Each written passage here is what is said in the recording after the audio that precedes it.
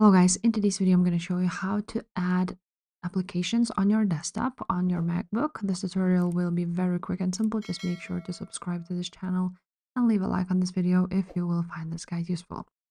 Now, in order to do this, all you have to do is click on the Finder option here at the bottom. And from here, you want to go ahead and click on Applications. Now you will see all of your applications here, and you're going to choose the one which you want to add to your desktop. So for example, let's go ahead and use Google Chrome. I'm just going to go ahead and drag it here, and now it will be right there.